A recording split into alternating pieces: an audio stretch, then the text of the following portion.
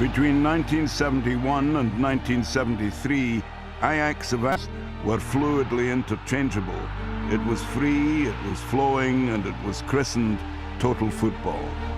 Theirs was a team of stellar names: Krol, Neeskens, Kaiser, and of course Cruyff. It was one of the finest teams ever assembled, a team that influenced many others and left a legacy that is still resonating today.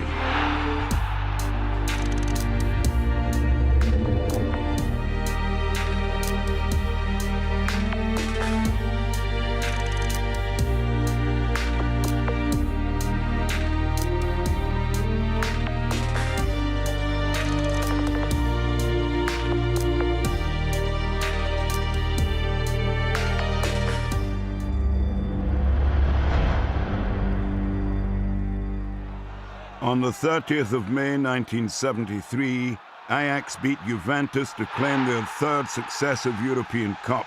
Just a decade earlier, such success was unimaginable. Ajax at that time was still in their organization, an amateur club. Before Rinus Michels arrived, it was just a fun club, more social. It had nothing to do with professional football. He didn't have directors, he didn't have, no, there was a president. And then, yeah, people who did it in their spare time. What happened when Rinus Michels came in was a complete different way of thinking. We had to get rid of this semi-professionalism. We had to go fully professional. I never forget what Michels told me when he arrived at the club. Because he came from an amateur club, JOS, and he always told me JOS was 3 times better organized than Ajax at that time. We had some very good quality players, but they all were semi-professional. So people were working or training in the afternoon. And then Piet Keizer was the first professional and I was the second, which means you were not working.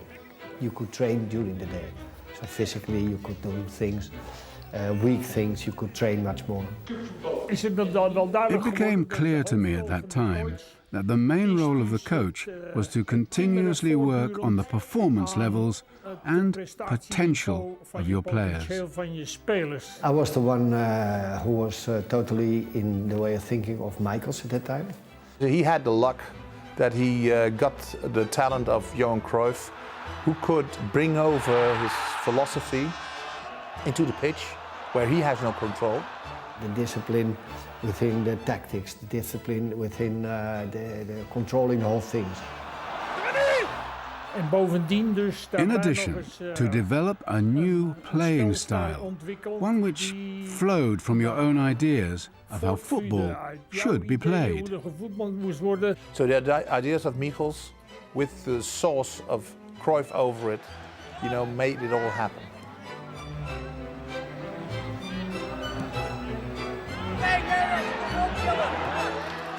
After you saw people getting better, creative. And then it started to show. In 1966, Ajax won the league by 7 points, but it was in the following season's European Cup that their fame began to spread. Besiktas were crushed before Ajax met English champions Liverpool in the second round. It was so misty that evening. Nobody could see anything. Ajax saw enough to race into a surprising and commanding lead. When it was 3-0, I thought it was half-time. I walked off the pitch towards the changing room. But when I was back at the tunnel, someone shouted, "What are you doing?" I said, "It's half-time." "No, it's not," they said. So I walked back onto the pitch. I got the ball, I passed 2 or 3 English players and crossed the ball for a goal. 4-0. A Dutch team win against an English team was something outrageous that didn't exist. At home we won 5-1, at away we drew 2-2, which was a fantastic result. But the game we played was totally different than they were used to. The ideas of Michels were producing dramatic progress. The 1967 and 68 league titles were added, and a year later the team reached the European Cup final. But on the big stage, Ajax were found wanting. At that time was in Madrid against Milan, and we lost there, not because we were worse, but the experience was not there. We made some childish mistakes, but you have to go through these mistakes, otherwise you can never understand what it is. You had to learn from it. Milan surged to a 4-1 victory, but lessons had been learned. The following season saw Ajax make minimal changes, though one of these would prove significant: the promotion of Ruud Krol to the first 11. We had a good team, with one superstar and 5 or 6 world-class, or at least European-class players, and that's what made us unique. Michels finally had the team he wanted, and they were playing the way he wanted. Ajax had developed a new style of football, and it would fundamentally influence thinking in the game. Attackers and midfielders would defend, and defenders would build up an attack. And it all happened with a constant fluidity. So, of course, you could call this total football.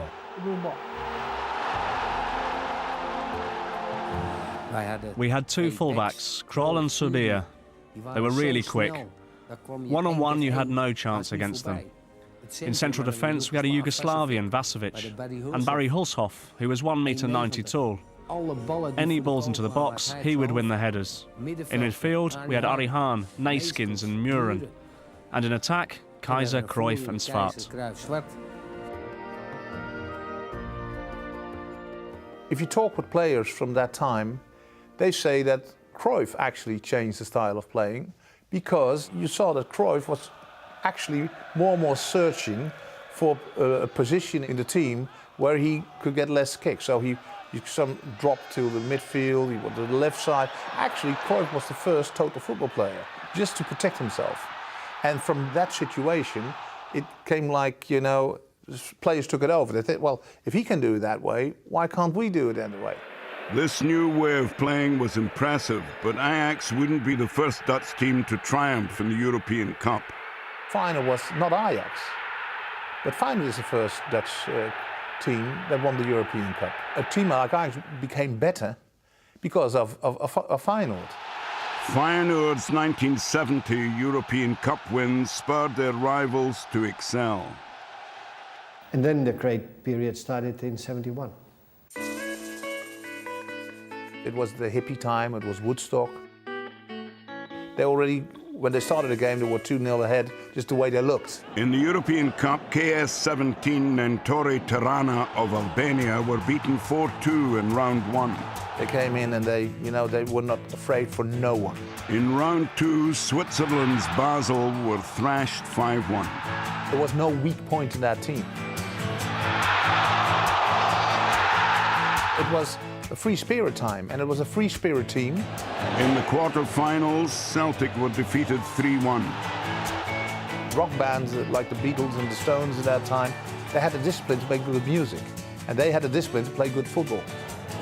My quality was a special quality, but if you see the quality of Kaiser, it was special too. Kaiser was on the score sheet in the semi-final against Atletico Madrid as a 1-0 away defeat was turned around spectacularly at home. It was more a team performance where you get all these quality together to make it as a team. Atletico were dismantled 3-0. Ajax had reached the European Cup final for the second time in 3 years. The final would be played in London. Ajax faced Greek champions Panathinaikos, but would do so without Ruud Krol, who had broken his leg. Despite this, the Dutchmen remained the favourites, and the weight of expectation was felt by all. Feyenoord had already won the European Cup. I think that result put extra pressure on our club to do well. So there was more pressure on us to get the result. Not just for the coach, but for the players too. After losing in the 1969 final, Ajax were determined not to make the same mistakes. and any lingering doubts were removed after just 5 minutes, thanks to Dick van Dijk. By half-time, it should have been 3 or 4-0 to Ajax. Under severe pressure, Panathinaikos held out until 3 minutes from full time, when Arie Haan finally found the crucial second goal. At last, Ajax were European champions. That night was the culmination of many years of hard work. The way the players moved within the team was extraordinary. It was a joyous moment, but the celebrations were tempered by the news that this would be Michels' final game as Ajax coach. By winning on Wembley, the first European Cup against the Panathinaikos, I think Michels realized, okay, you know, the climax I have reached the climax with the team. We have to get rid of each other to keep the peace. Michels was a nice enough man, but when it came to work, he was very strict. And then came Kovacs, who was the other way around, was an easygoing guy, was a father type. And he got with a team that had so much discipline that actually they needed somebody who created some space in the mentalities. We could handle that discipline. So he let things go a bit. He was more relaxed. And at the beginning, you could see that in the way that we played. Stefan Kovacs had won a league and 2 cups in Romania with Steaua Bucharest, and he soon made an impression in his early days at Ajax. He had a lot of connections in international football. For example, whoever we played against, he knew exactly how they would play. And he knew exactly who would play. He was very well informed. And the team, with Cruyff as a leader, knew exactly how far they could go. So it was a perfect match at that time. By March 1972, Ajax had reached the quarter-finals of the European Cup once again. This time they dismissed Arsenal, winning 3-1 on aggregate. It became more free, it became more creative even than everything. There came an outburst of everything they had in their bodies. Creative in attack, Ajax were equally resolute in defense. We would play for a 0-0 draw, such as against Benfica away in the semi-finals. We won 1-0 at home and drew 0-0 away. And that was an important factor in our team, that we were able to do that. We could attack well, we could defend well, and of course, that was the basis for a good team. Ajax were in the final again, but faced formidable opponents, Italy's Inter Milan. They had some great players, like Mazzola and Jair. They were very accomplished players, and they had a good team. The problem we had was that Ajax were just beginning a period of dominance. Meanwhile, our winning cycle was coming to an end. The game would be played at the home of Ajax's bitter rivals. It was in Rotterdam, and Feyenoord was still our biggest enemy. And what could be nicer than winning the European Cup in their house?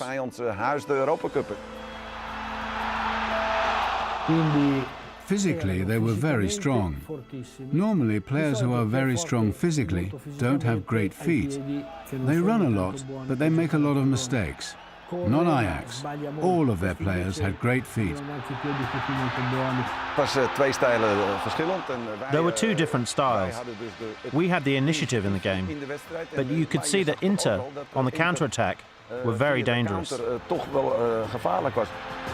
I remember that after half an hour, we'd only had 1 shot on goal. They always had the ball.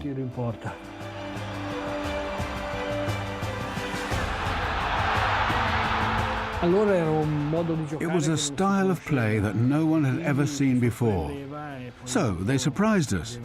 And of course, they had Johan Cruyff, one of the best players ever, and he punished us with a goal. Cruyff was the superstar, like Maradona, Messi, Pelé, and we had 5 or 6 other world-class players too, like Neeskens, Zwart and Keizer. And with 12 minutes remaining, it was the superstar who settled the victory. I think every team that saw that final, the 2-0 with Johan Cruyff scoring twice, saw that final, thought, oh my God, What can we do against them?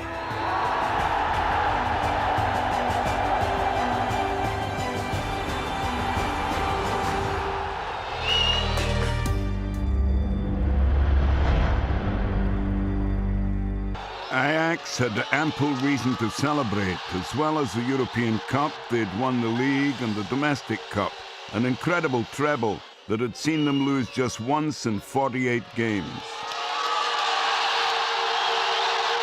And in September of 1972, Ajax became champions of the world. Independiente of Argentina were beaten 4-1 over 2 legs in the Intercontinental Cup.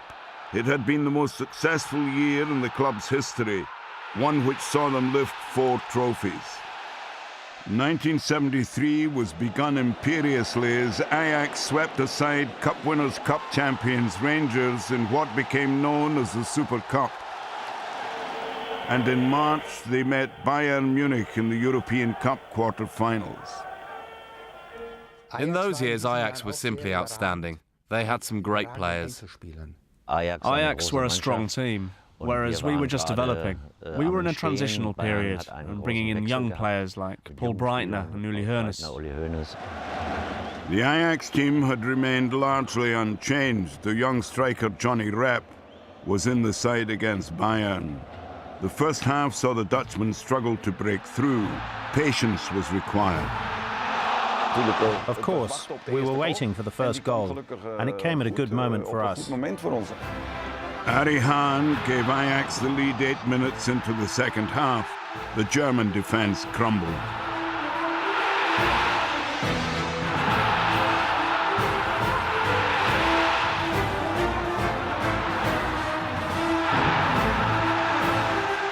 Yeah, 4-0, and we were flying. After that, it was easy for us. The semi-final was against Real Madrid, but Ajax shone both home and away. The team grew. We had confidence, which kept growing and growing. And we continued to play good football. That's typical Amsterdam. They come in and they just say, come on and get it. That's the way their attitude when they were on the pitch. A 3-1 aggregate win and the 3rd consecutive European Cup final. This time the opponents were Juventus.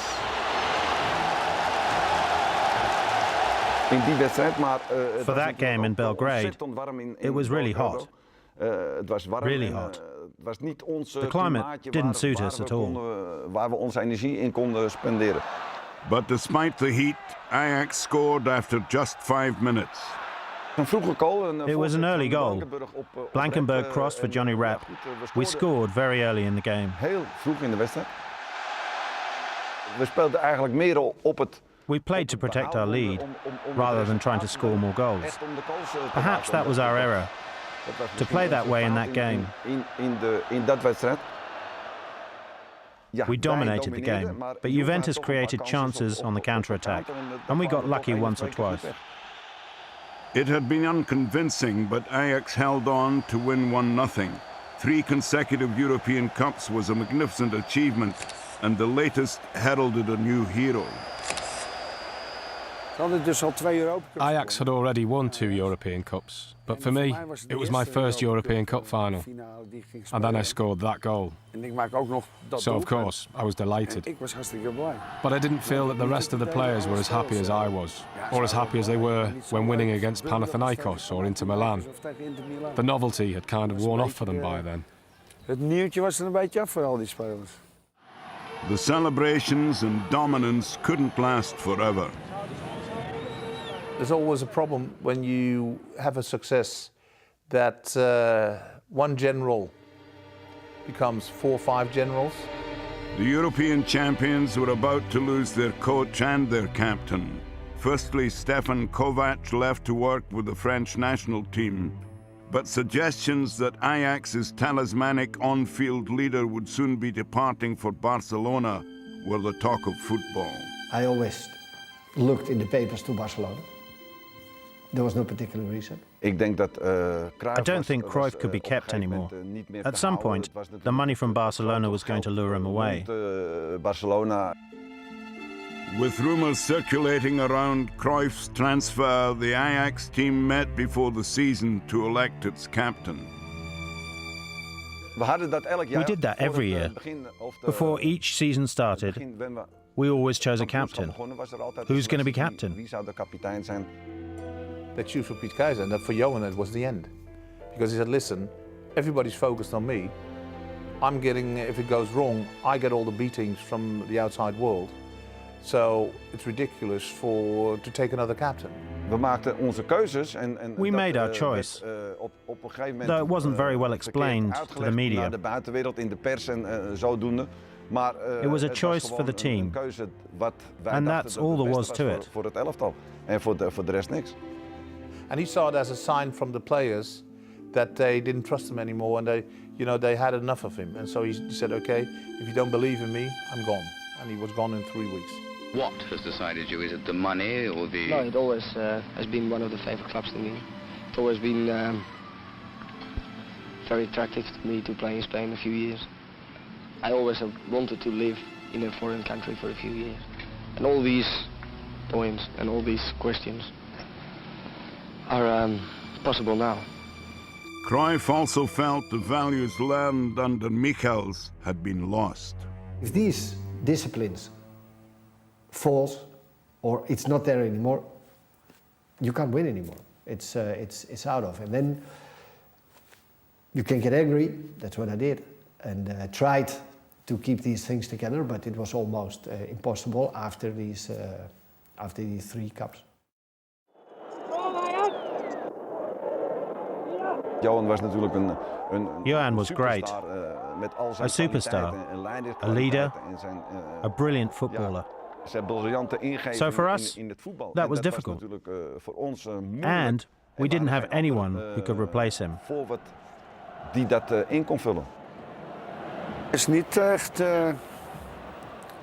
He didn't really leave Ajax on good terms.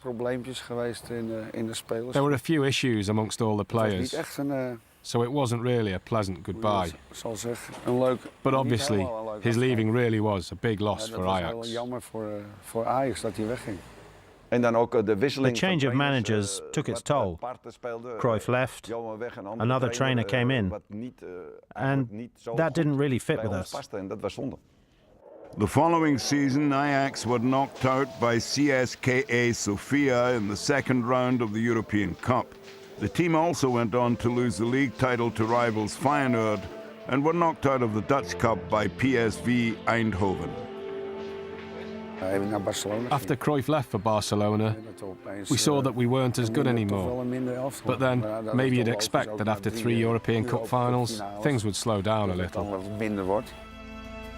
From such lofty heights, it was a dramatic fall. But there was no doubting the effect the Ajax team of the early 70s had on future teams, both at home and abroad. The Honours Board shows a staggering 16 trophies won from 1966 to 1974. But Ajax of Amsterdam had an impact on football that reaches far beyond cups and titles. I think Ajax revolutionized football, and later with the national team as well. Everyone liked it. We had a different philosophy. Ajax's way of playing was transforming the Brazilian style into a European face. It's free spirit, it's fun, it's scoring goals, it's entertaining the public. They were a brilliant team.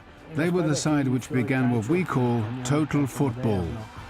In 1973, when we lost against Ajax in the quarter-finals, we started to think that we too could play this way. We definitely learned from them. Ajax put out the perfect side, and they had a similar system to the one used by Barcelona today. They looked unbeatable, and they were unbeatable. If you've got a game where you want the ball, what are you going to do with the ball? You try to attack. And if you try to attack, you try to score a goal. They were the best team of the decade.